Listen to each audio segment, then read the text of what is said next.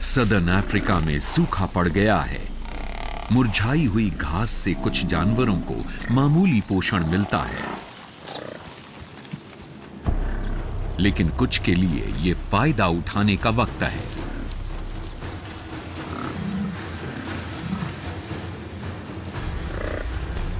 सूखे मौसम में भैंसों को खतरा रहता है।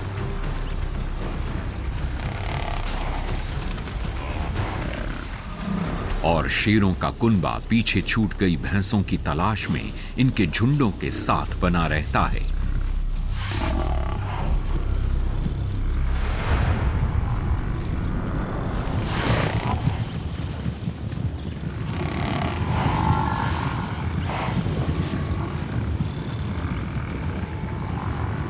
झुंड में भगदड़ मचा देने से कमजोर जानवर अलग हो जाते हैं।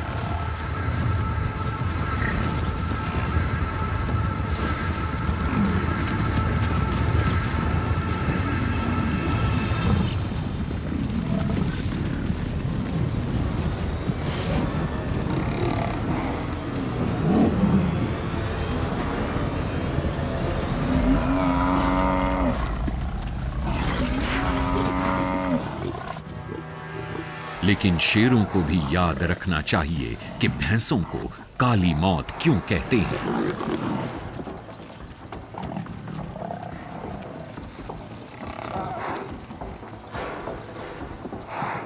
ये काफी बड़े जानवर हैं और गुस्सैल तेवर के लिए मशहूर भी।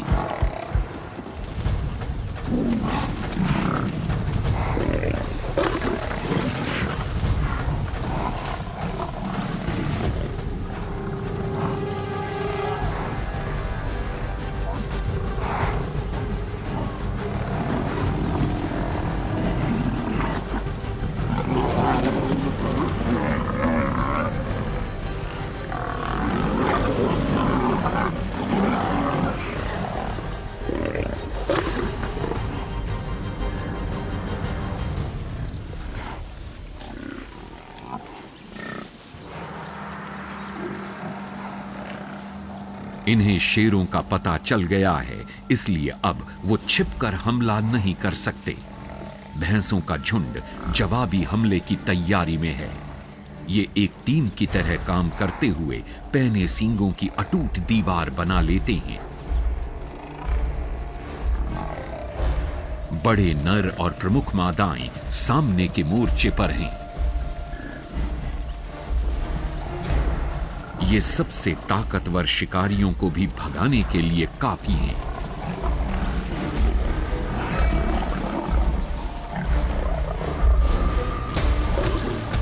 लेकिन एक अकेली भैंस भी सबक सिखा सकती है।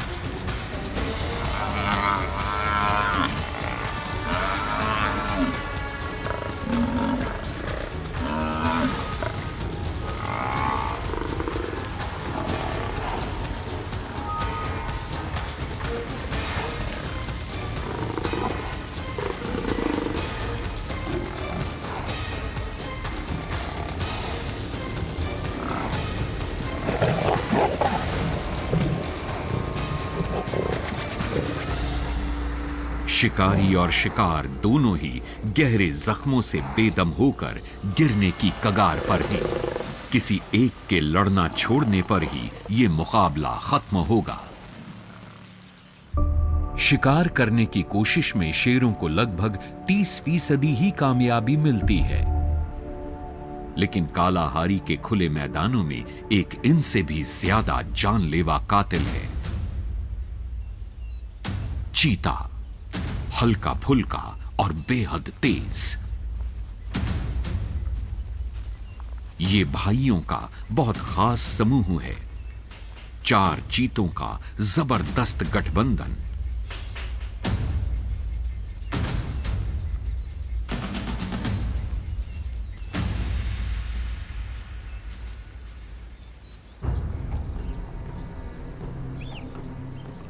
चीते लगभग हमेशा ही दिन में शिकार करते हैं, लेकिन कई बार कुछ अलग भी करते हैं। गजेल के नर्म से बच्चे को कैसे छोड़ दिया जाए?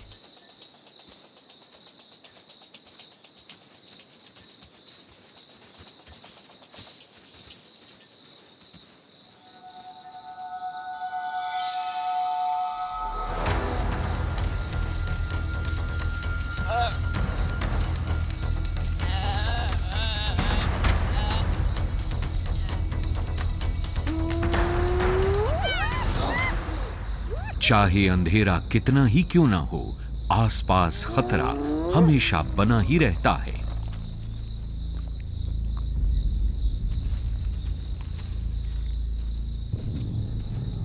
चीते आमतौर पर बड़े शिकारियों को देखकर भाग जाते हैं,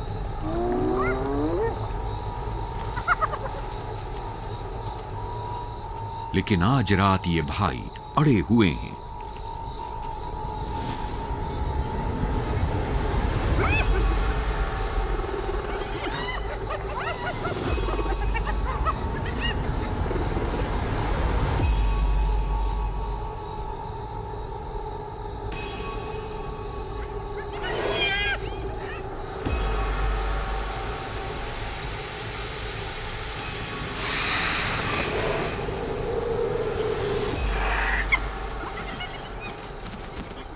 चाहे थोड़ी देर के लिए ही सही। एक के मुकाबले 4 होने के बावजूद ये खतरा मोल नहीं ले सकते। अफ्रीका के कुछ सबसे ताकतवर जबड़ों की जबरदस्त बाइट इनके लिए जानलेवा हो सकती है। बेहतर होगा कि खाना छोड़कर किसी और दिन लड़ने के लिए जिंदा रहें। एक और दिन, एक और संघर्ष।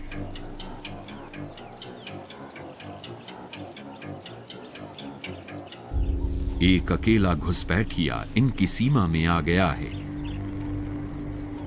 ये अपने लिए इलाके और मादाओं की तलाश में है। बदकिस्मती से इसने गलत इलाका चुन लिया। ये सूंघ सकते हैं और ये अकेला है। अब ये एक के मुकाबले 4 का दबदबा दिखा सकते हैं।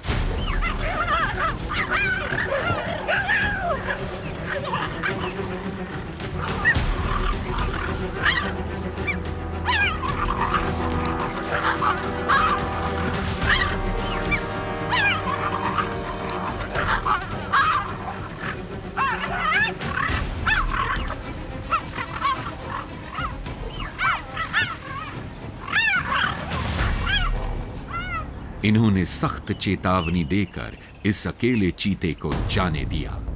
चीता भाइयों को तो एक दूसरे का सहारा रहता है, लेकिन ये मादा तेंदुआ अकेले ही काम करती है। इसकी जिंदगी छिपकर रहने और दबे पांव चलने पर ही टिकी है।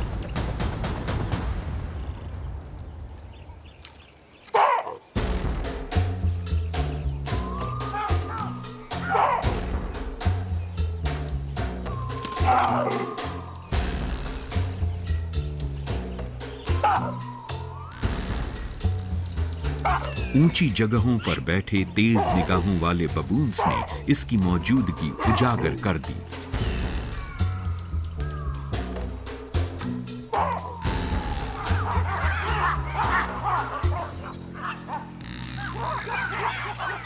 मौका मिलने पर कोई तेंदुआ किसी बबून को मारकर खा सकता है, खासकर अगर वो अकेला हो। लेकिन कोई समझदार तेंदुआ दिन दहाड़े उनके पूरे झुंड पर हमला करने से पहले कई बार सोचेगा।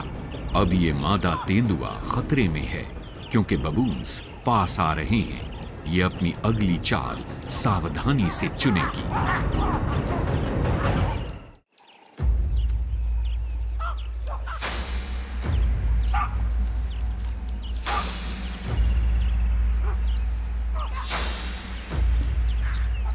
बबून्स के झुंड के सामने मादा तेंदुआ अकेली पड़ गई है।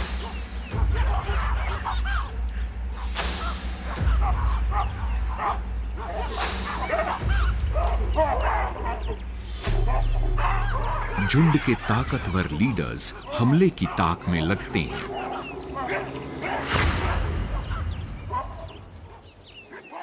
समझदारी दिखाते हुए ये मादा तेंदुआ यहां से खिसक गई। लेकिन इस झुंड के साथ अभी इसका मामला खत्म नहीं हुआ है। रात घिर रही है और ये जानती है कि ये झुंड कहां सोता है। अब पासा पलटने वाला है।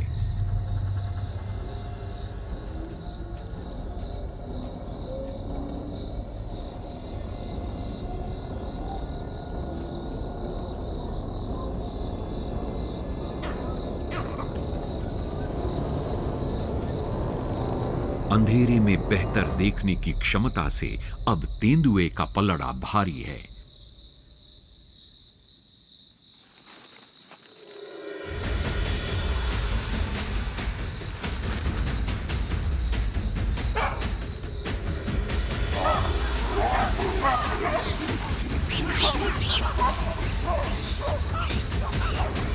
अंधेरे में बिना देखे भागने की कोशिश में बबून्स के झुंड में भगदड़ मच गई। इस बार तेंदुए की छापामारी कामयाब रही। आम धारणा के उलट बबून्स तेंदुओं के खाने का बहुत छोटा हिस्सा हैं।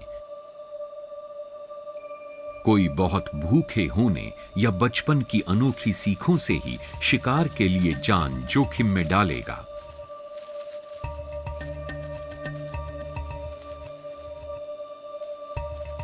ये है अफ्रीकन क्रेस्टेड पॉर्क्यूपाइन।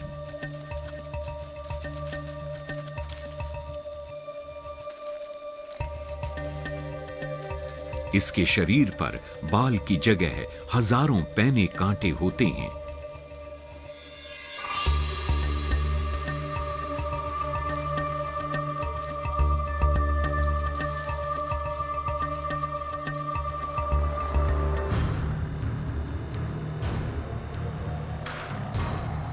और हर कांटे की सतह पर बारीक हुक्स के जैसी बनावट होती है।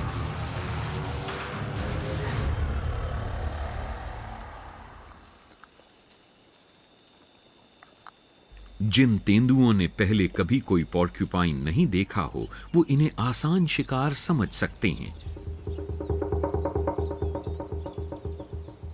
ये नौजवान शिकारी वैसे ही तेंदुओं में से एक है।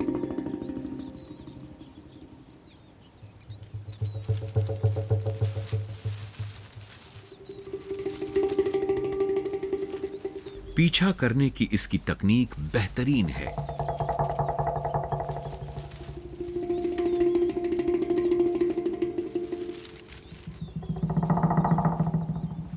ये तेजी से पास आ रहा है।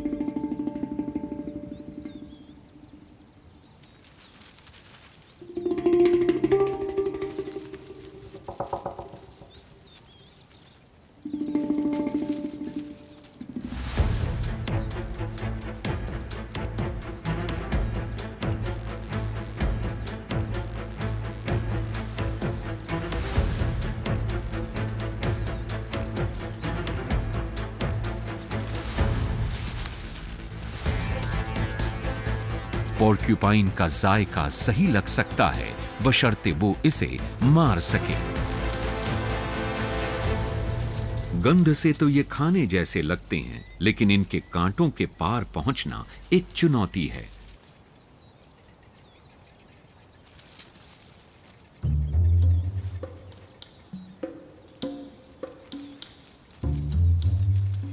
तेंदुआ पास आया तो दोनों पॉर्क्यूपाइन्स ने अपनी पीठ खतरे की ओर मोड़कर धमकी देने के अंदाज में कांटों को खड़खड़ाना शुरू कर दिया। तेंदुआ समझदार है, इसलिए सावधान है। इस नौजवान शिकारी के लिए अहम सबक, अपने शिकार के साथ मत खेलो।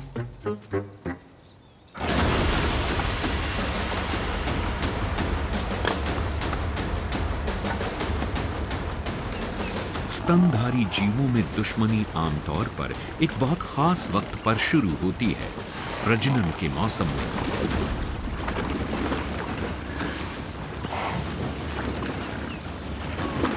प्रतिद्वंद्वी अपने आकार, अपनी ताकत और तजुर्बे से इन बेरहम जबरदस्त मुकाबलों में अपनी बढ़त को साबित करते हैं।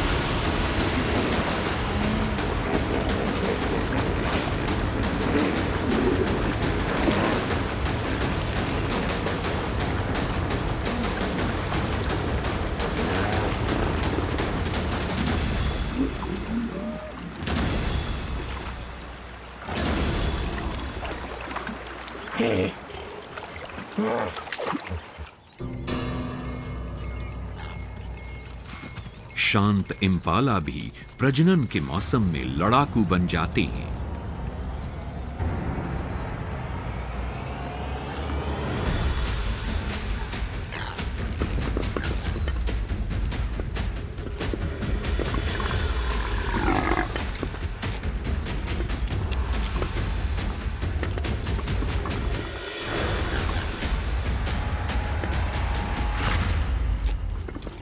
पतझड़ के मौसम की हवा में सींगों के टकराने की आवाज गूंज रही है।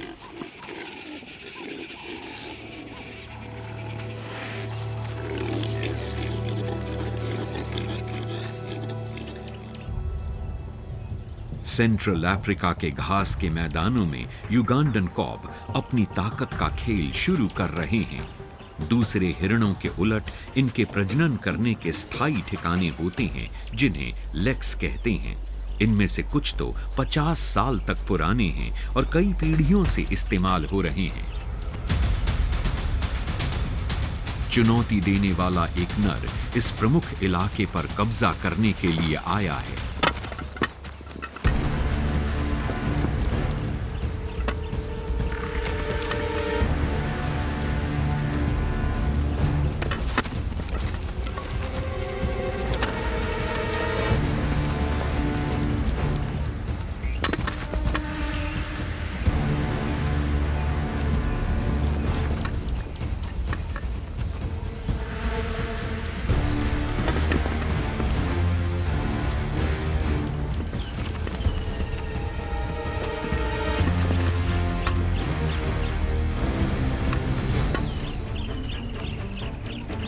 काफी कुछ दांव पर लगा हुआ है। जीतने वाले को यहां मौजूद मादाओं से मिलन का हक होगा। प्रजनन करने के संघर्ष में शामिल नरों को खुद पर भरोसा होना चाहिए, क्योंकि इस लड़ाई में जान भी जा सकती है। और दुनिया की सबसे बड़ी लड़ाई अब शुरू होने वाली है।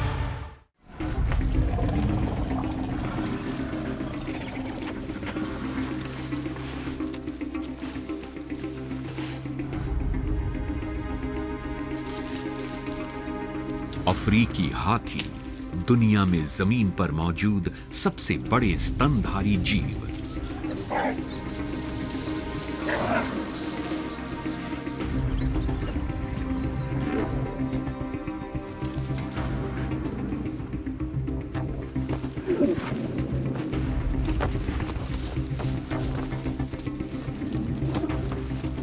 ये दो छोटे नर अपनी और एक दूसरे की ताकत को आजमा रहे हैं।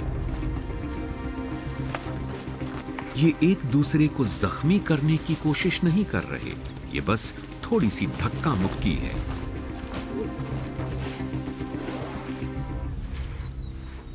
आगे चलकर होने वाली असली लड़ाइयों की ट्रेनिंग।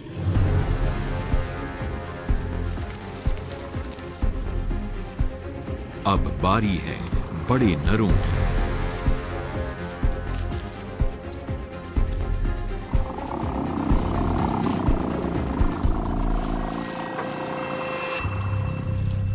ये दोनों तंदुरुस्त हैं, लगभग 5-5 टन के।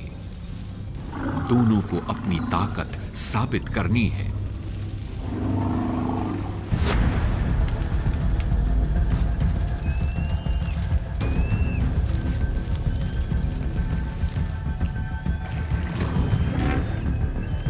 ये अभी मस्त की हालत में हैं और इनके सिर के पीछे मौजूद ग्लैंड से बहते तरल से ये पता चलता है कि इनकी रगों में अभी ढेर सारा टेस्टोस्टेरोन दौड़ रहा है।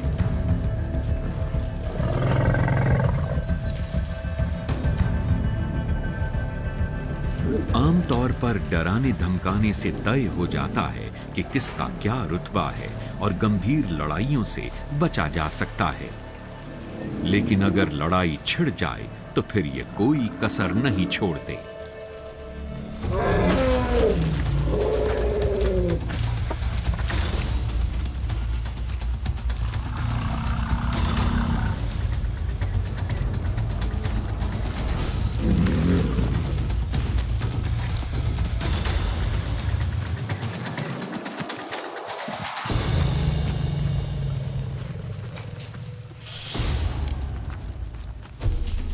ये पेड़ों को उखाड़ देने वाली ताकत से हमला करते हैं, जिससे जानलेवा जख्म हो सकते हैं।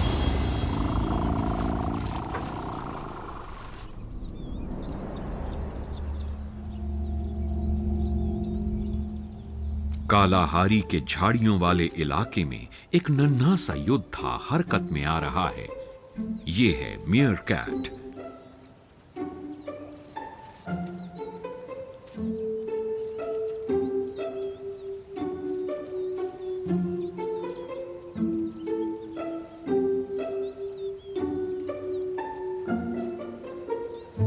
ये सुबह का समय है और मांद से पूरे कुनबे के बाहर आने से पहले झुंड का संतरी ये सुनिश्चित करता है कि कहीं कोई खतरा तो नहीं।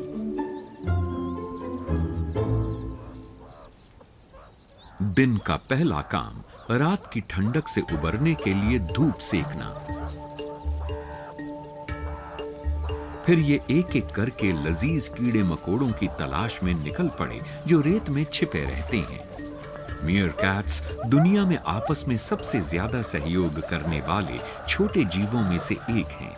वयस्क मीयरकैट्स झुंड के छोटे सदस्यों पर नजर रखते हैं और उन्हें सिखाते हैं कि सबसे अच्छे कीड़े मकोड़े कहां मिलेंगे।